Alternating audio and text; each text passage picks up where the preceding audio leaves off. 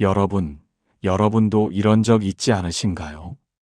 열심히 일하던 시절에는 돈이 모일 것 같았는데 막상 예순이 넘으니 돈이 더 빨리 사라지는 느낌 말입니다. 분명히 큰 욕심을 부리지도 않았고 사치스럽게 산 것도 아닌데 통장은 생각보다 빠르게 얇아집니다. 이때 많은 분들이 이렇게 말합니다. 이제는 벌이가 없으니 어쩔 수 없다고 말입니다. 하지만 정말 그럴까요? 사실 예순 이후의 돈 문제는 돈이 적어서 생기는 경우보다 돈을 다루는 방식이 달라지지 않아서 생기는 경우가 더 많습니다. 젊을 때와 같은 방식으로 돈을 쓰고 같은 기준으로 판단하면 노후의 돈은 버티지 못합니다. 그래서 예순 이후에는 돈을 버는 법보다 돈을 지키는 법이 훨씬 중요해집니다. 이 시기에 돈은 성장의 도구가 아니라 생활을 지켜주는 울타리이기 때문입니다. 많은 시니어분들을 만나보면 공통된 후회가 하나 있습니다. 조금만 일찍 알았더라면 이렇게 불안하지 않았을 텐데라는 말입니다. 특히 은퇴 후 몇 년이 지나고 나서 지출이 통제되지 않기 시작하면 마음까지 함께 무너지는 경우가 많습니다. 돈이 줄어드는 속도는 생각보다 마음을 빠르게 흔듭니다. 그래서 노후의 돈 관리는 재테크가 아니라 심리 관리라고 말하는 분들도 있습니다. 오늘 이 영상은 큰 돈을 불리는 방법을 알려드리기 위한 것이 아닙니다. 위험한 투자를 권하지도 않습니다. 대신 예순 이후의 삶을 안정적으로 지켜준 현실적인 돈 관리의 원칙을 말씀드리려 합니다. 이미 많은 노인분들이 직접 겪고 후회하고 다시 정리하며 깨달은 내용들입니다. 이 원칙들은 지금 돈이 많으신 분들에게도 필요하고 지금 돈이 부족하다고 느끼는 분들에게도 꼭 필요합니다. 왜냐하면 노후의 돈 관리는 금액의 문제가 아니라 태도의 문제이기 때문입니다. 오늘부터라도 돈을 바라보는 시선을 조금만 바꾸면 남은 인생은 훨씬 편안해질 수 있습니다. 첫 번째 절대 법칙은 예순 이후에는 돈의 역할을 완전히 바꿔야 한다는 점입니다. 젊을 때의 돈은 더 벌고 더 키우기 위한 수단이었습니다. 그래서 위험을 감수하는 것도 성장이라고 믿었습니다. 하지만 예순 이후에도 같은 생각을 유지하면 큰 문제가 생깁니다. 이 시기에 돈은 성장을 위한 도구가 아니라 생존을 위한 안전장치입니다. 돈을 불리는데 실패하면 다시 벌 기회가 거의 없기 때문입니다. 그래서 예순 이후의 돈은 공격적으로 굴리면 안 됩니다. 많은 시니어들이 이 차이를 인식하지 못해 어려움을 겪습니다. 실제 은퇴 후 자영업에 뛰어든 한 분의 이야기가 있습니다. 퇴직금으로 작은 가게를 차리면 노후가 해결될 거라 믿었습니다. 하지만 경험 없는 사업은 곧 적자로 이어졌습니다. 문제는 돈보다 마음이 먼저 무너졌다는 점이었습니다. 예순 이후의 손실은 금액보다 심리적 충격이 훨씬 큽니다. 그래서 이 시기에는 돈을 늘리겠다는 생각부터 내려놓아야 합니다. 지키는 돈이 많을수록 노후는 안정됩니다. 안정된 노후는 수익률이 아니라 지속성에서 나옵니다. 매달 버틸 수 있는 구조가 가장 중요한 기준이 됩니다. 이 기준을 세우는 순간 돈에 대한 불안이 크게 줄어듭니다. 첫 번째 법칙의 핵심은 돈을 목표가 아니라 도구로 보는 시선입니다. 두 번째 절대 법칙은 지출을 통제하지 못하면 어떤 자산도 무너진다는 점입니다. 예순 이전에는 수입이 지출을 덮어주는 구조였습니다. 그래서 지출 관리에 느슨해도 큰 문제가 없었습니다. 하지만 예순 이후에는 상황이 완전히 달라집니다. 수입이 줄어든 상태에서 지출이 유지되면 속수무책이 됩니다. 이때 가장 흔한 착각이 조금씩 쓰는 건 괜찮다는 생각입니다. 작은 지출이 반복되면 가장 먼저 노후를 갉아먹습니다. 실제로 통장을 점검해 보면 의외의 새는 구멍이 많습니다. 자동이체로 나가는 비용을 기억 못하는 분들도 많습니다. 사용하지 않는 서비스 요금이 몇 년씩 빠져나가는 경우도 흔합니다. 문제는 이런 지출이 눈에 보이지 않는다는 점입니다. 그래서 예순 이후에는 지출을 기록하는 습관이 필수입니다. 얼마를 쓰느냐보다 어디에 쓰느냐를 알아야 합니다. 이 과정을 거치면 놀라운 변화가 생깁니다. 돈이 줄어드는 이유가 분명해지기 때문입니다. 지출을 통제할 수 있으면 불안도 함께 줄어듭니다. 지출 관리가 잘 된 노후는 자산 규모와 무관하게 안정적입니다. 두 번째 법칙의 핵심은 돈을 쓰는 감각을 회복하는 데 있습니다. 지출을 통제하지 못하면 노후의 돈은 생각보다 빠르게 무너집니다. 특히 예순 이후에는 한 번 무너진 흐름을 되돌리기 어렵습니다. 그래서 지출 관리는 선택이 아니라 생존의 문제입니다. 많은 시니어들이 큰 돈만 안 쓰면 된다고 생각합니다. 하지만 실제로 노후를 위협하는 것은 작은 반복 지출입니다. 커피 한 잔, 택시 한 번, 별것 아닌 식사 한 끼가 쌓여 큰 부담이 됩니다. 한 70대 여성의 사례가 이를 잘 보여줍니다. 이분은 평생 검소하게 살았다고 자신했습니다. 그런데 통장을 점검해 보니 매달 적자가 반복되고 있었습니다. 원인은 특별한 지출이 아니라 일상의 습관이었습니다. 외로움을 달래기 위한 잦은 외출, 집에 있기 싫어 늘어나는 소비가 문제였습니다. 본인은 몰랐지만 돈은 이미 방향을 잃고 있었습니다.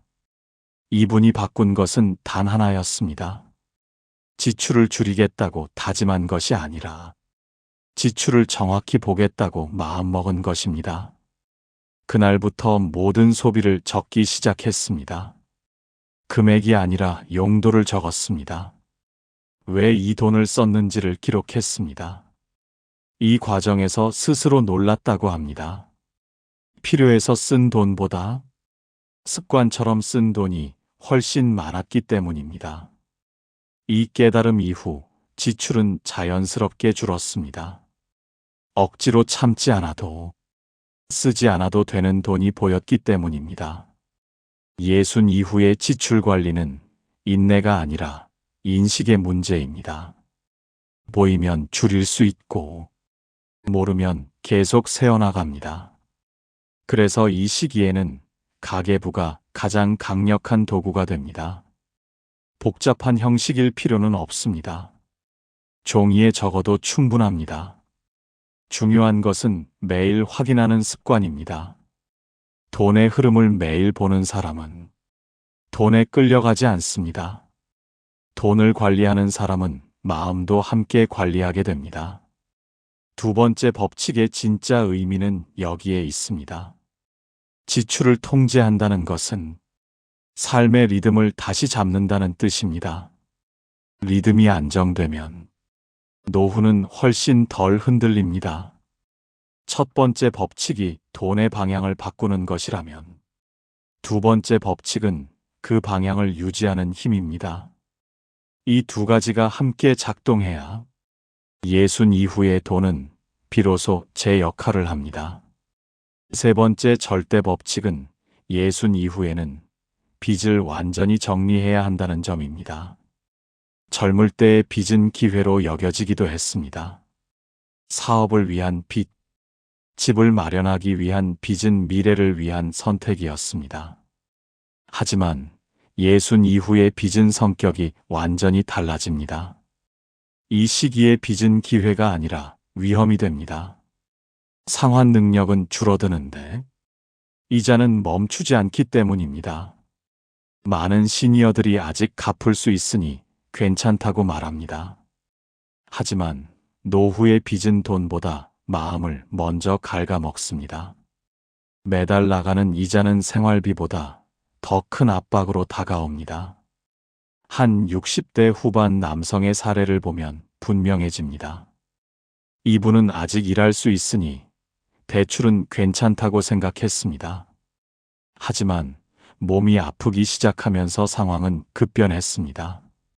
소득이 줄자 대출은 곧 공포가 되었습니다.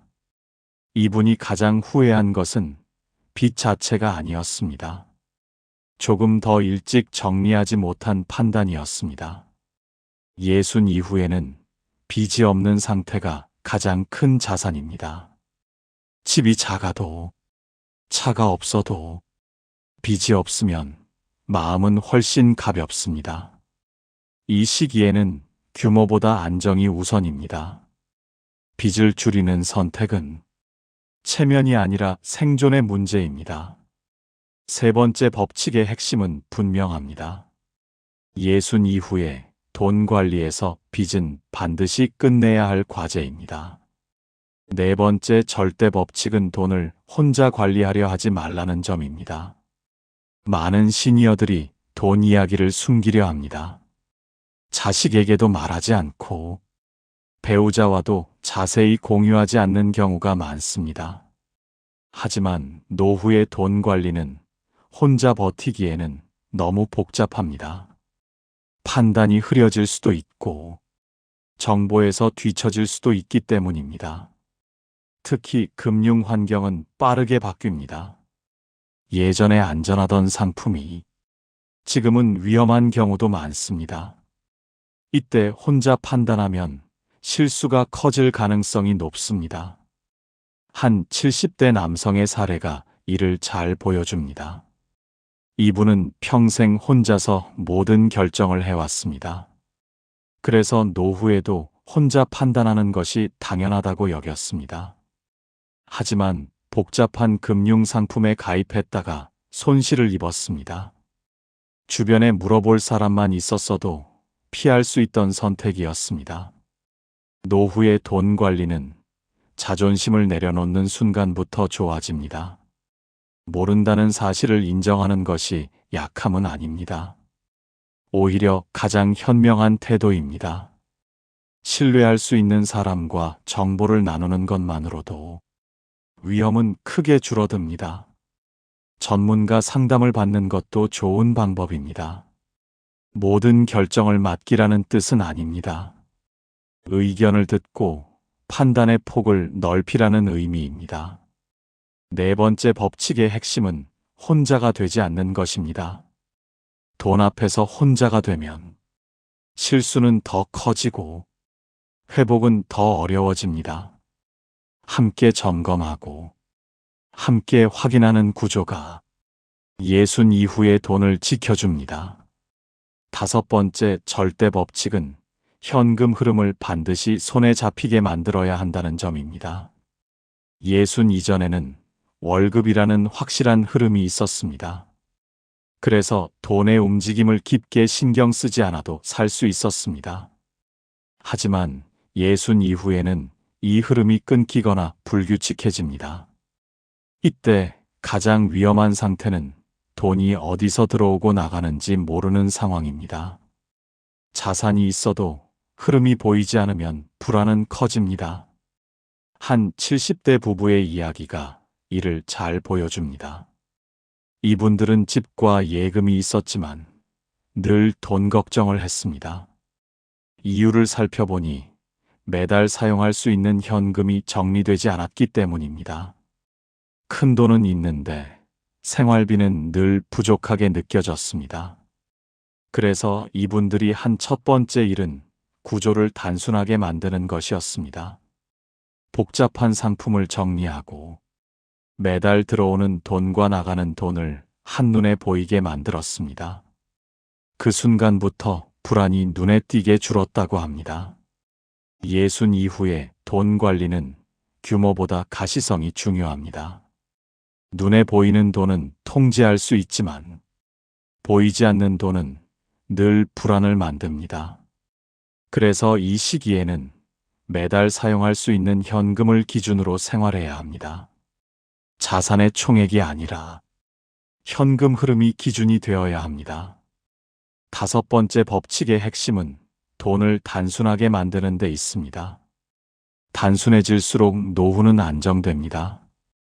여섯 번째 절대 법칙은 돈보다 삶의 균형을 우선해야 한다는 점입니다. 많은 시니어들이 돈을 지키는 데만 집중하다가 정작 삶의 질을 놓치는 경우가 많습니다. 절약이 지나치면 생활이 움츠러듭니다. 아끼는 것이 목적이 되면 사는 재미가 사라집니다. 노후의 돈 관리는 인생을 유지하기 위한 수단이지 인생을 멈추기 위한 이유가 아닙니다. 한 60대 후반 여성의 이야기가 떠오릅니다. 이분은 돈이 줄어드는 것이 두려워 거의 외출을 하지 않았습니다.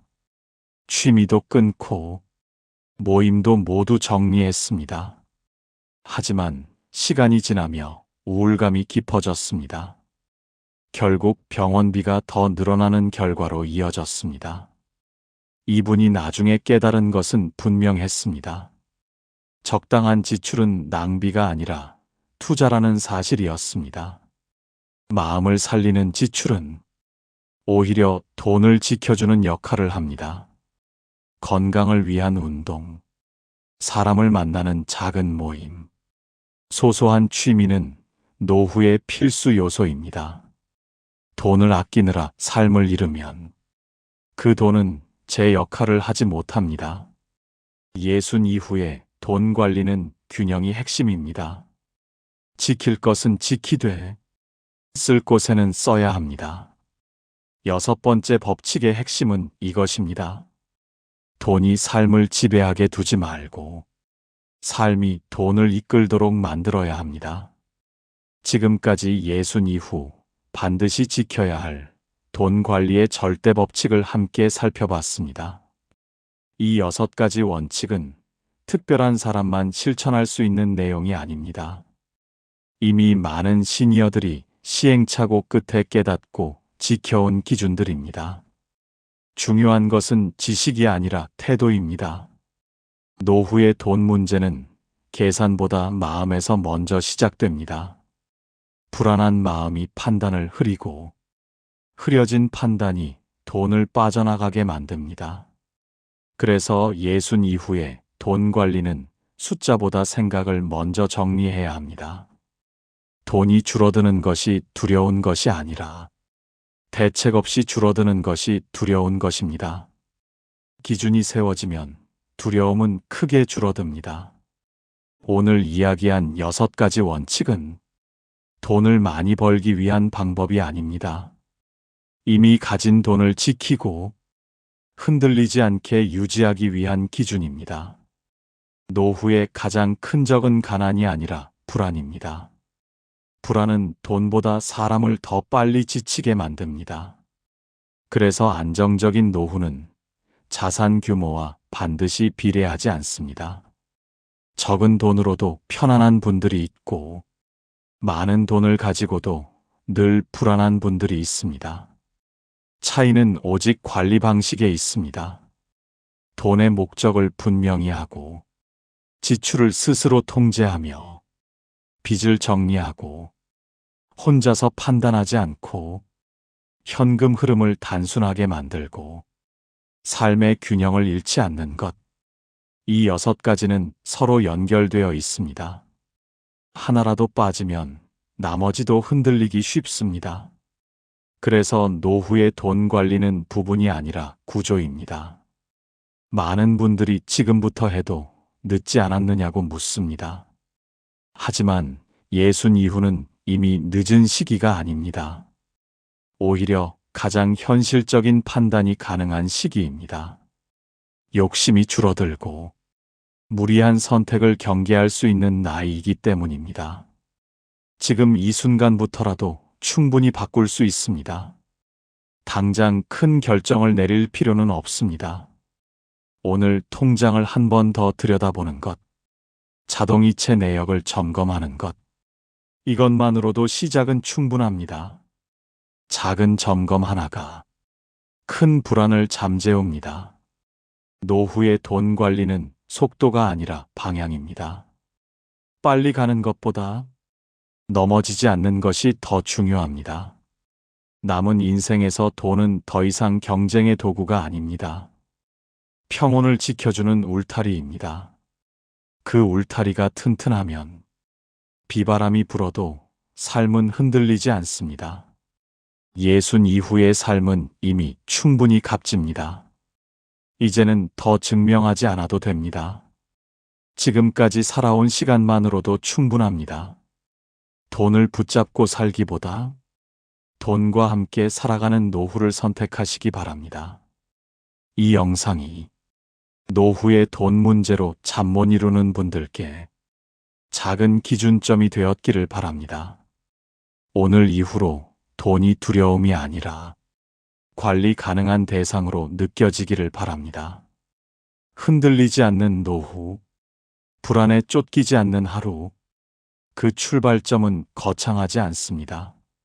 지금 이 순간, 돈을 다시 바라보는 시선 하나면 충분합니다.